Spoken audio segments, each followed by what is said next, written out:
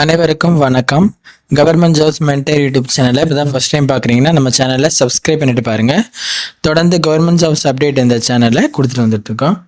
National highways authority of India அப்படின்னு சொல்லக்கூடிய இந்திய தேசிய நெடுஞ்சாலை ஆணையத்தில் ஒரு வேலைவாய்ப்பு அறிவிப்பு வெளியிட்டிருக்காங்க.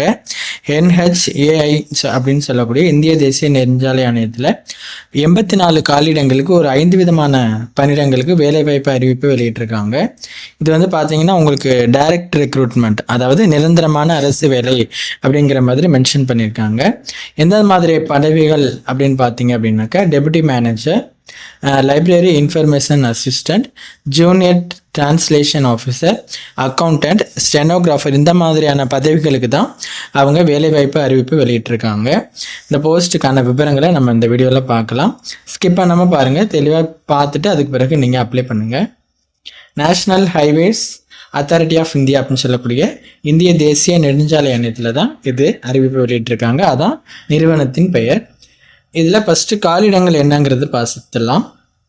Deputy manager finance and accounts அந்த ஃபீல்டில் உங்களுக்கு ஒரு 9 காலியிடங்கள் வெளியிட்டிருக்காங்க.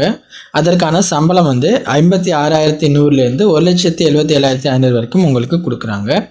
அடுத்து லைப்ரரி அண்ட் இன்ஃபர்மேஷன் அசிஸ்டண்ட்டுக்கு வந்து ஒரு வேக்கன்சி ஒதுக்கியிருக்காங்க. அதற்கு 35,400லேருந்து 1,12,400 வரைக்கும் உங்களுக்கு கொடுக்குறாங்க. அடுத்து ஜூனியர் டிரான்ஸ்லேஷன் ஆஃபீஸருக்கு வந்து ஒரு வேக்கன்சி இருக்குது. அதற்கு உங்களுக்கு சம்பளம் வந்து 35,400லேருந்து 1,12,400 வரைக்கும் கொடுக்குறாங்க. அடுத்து அக்கௌண்டன்ட் போஸ்ட்டுக்கு வந்து 42 வேக்கன்சி இருக்குது அக்கௌண்டண்ட்டுக்கு. அதற்கான சம்பளம் வந்து 29,200லேருந்து 92,300 வரைக்கும் உங்களுக்கு கொடுக்குறாங்க. அடுத்து கடைசியாக பார்க்க போகிற பதவி வந்து ஸ்டெனோகிராஃபர். அது 31 வேக்கன்சி இருக்குது. அந்த ஸ்டெனோகிராஃபருக்கு சம்பளமாக 25,500லேருந்து 81,100 வரைக்கும் உங்களுக்கு கொடுக்குறாங்க. இந்த 5 விதமான பதவிகளுக்கு தான் பார்க்குறோம். பதவி, காலியிடம், சம்பளம் என்னங்கிறது பார்த்தோம். மற்ற விவரங்கள் நம்ம கீழே பார்க்கலாம். இந்த போஸ்ட்டுக்கு அப்ளை பண்ணுறதுக்கான டேட்டை தெரிஞ்சுக்கோங்க. அப்ளை பண்ணுறதுக்கான ஸ்டார்டிங் டேட் வந்து 30/10/2025. அதுலேருந்து நீங்கள் அப்ளை பண்ணிக்கலாம். விண்ணப்பிப்பதற்கான கடைசி தேதி 15/12/2025.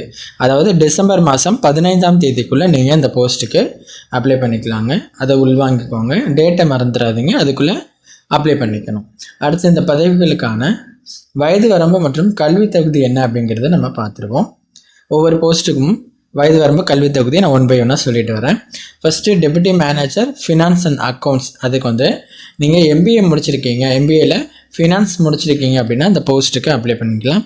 நீங்கள் அதிகபட்சமாக 30 வயதுக்குள்ளே இருக்கணும். ஓகேங்களா?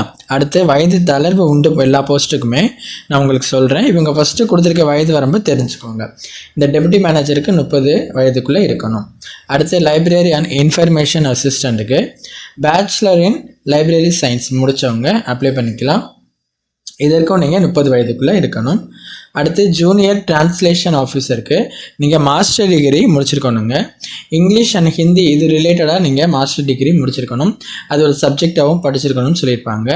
இதில் பாருங்கள், ஒரு எந்த மாதிரி நீங்கள் முடிச்சிருக்கணும், அதாவது மாஸ்டர் டிகிரி இன் ஹிந்தி அப்புறம் இங்கிலீஷ் ஒரு சப்ஜெக்டாக வச்சு படிச்சிருக்கணும், இல்லைன்னா இங்கிலீஷ் ஹிந்தி ஒரு சப்ஜெக்டாக வச்சு படிச்சிருக்கணும், இல்லை ஏதோ ஒரு மாஸ்டர் டிகிரி முடிச்சிருந்தாலும் ஹிந்தி இங்கிலீஷ் ஒரு சப்ஜெக்டாக வச்சு படிச்சிருக்குன்னு சொல்லிட்டு பல்வேறு டைப்பில் உங்களுக்கு கொடுத்துருப்பாங்க.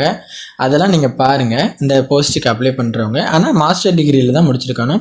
கூடுதலாக டிப்ளமோவில் சர்டிஃபிகேட் கோர்ஸ் ஒன்று டிரான்ஸ்லேஷனில் முடிச்சிருக்கணும். டிரான்ஸ்லேஷனில் உங்களுக்கு எக்ஸ்பீரியன்ஸும் இருக்கணும் 2 வருடத்துக்கு அப்படிங்கிற மாதிரி சொல்லியிருப்பாங்க. நீங்கள் அந்த குவாலிஃபிகேஷனை பாருங்கள், பார்த்துட்டு நீங்கள் அப்ளை பண்ணுங்கள்.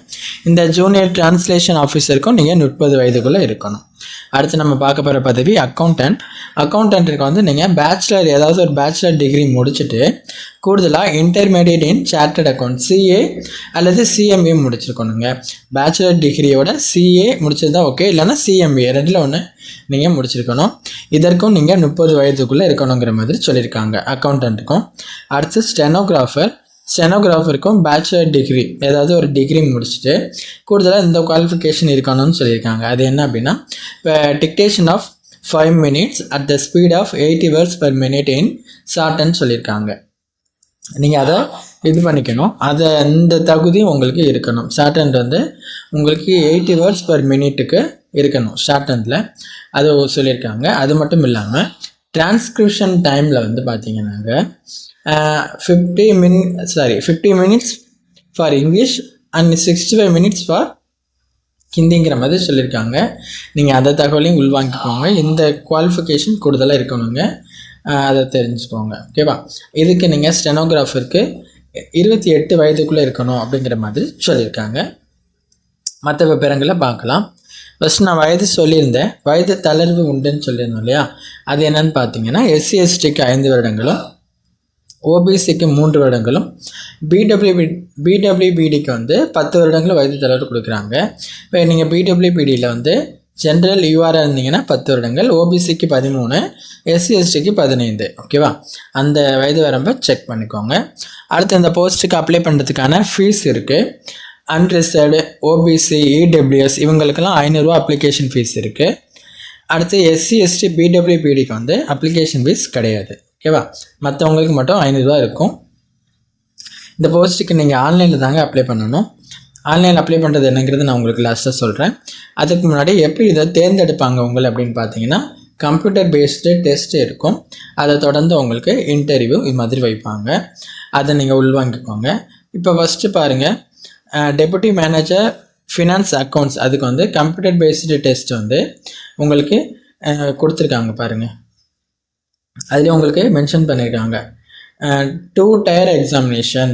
கம்ப்யூட்டர் பேஸ்டு டெஸ்ட்லேயே 2 டயர் இருக்கும் அப்படிங்கிற மாதிரி சொல்லியிருக்காங்க.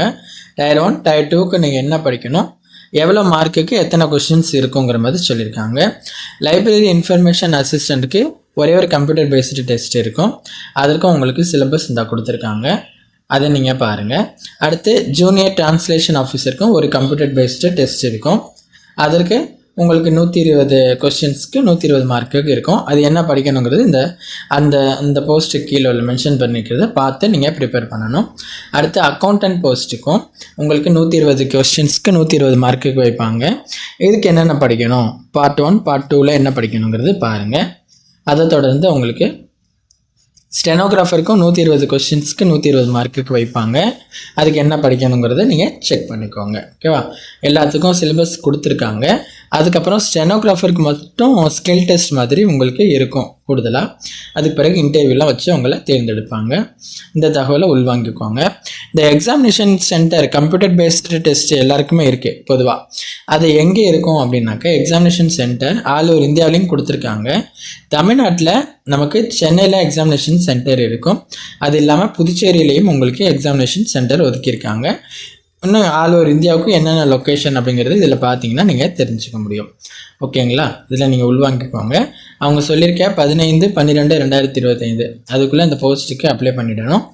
அப்ளை பண்ணுறதுக்கு national highways authority of India அவங்களோட வெப்சைட்டில் வந்தீங்க அப்படின்னாக்க இந்த போஸ்ட்டுக்கு மென்ஷன் பண்ணி அவங்க கொடுத்துருப்பாங்க. அதில் அப்ளை அப்படிங்கிற ஒரு ஆப்ஷன் அப்ளை நவுன்னு சொல்லிட்டு இருக்கும்.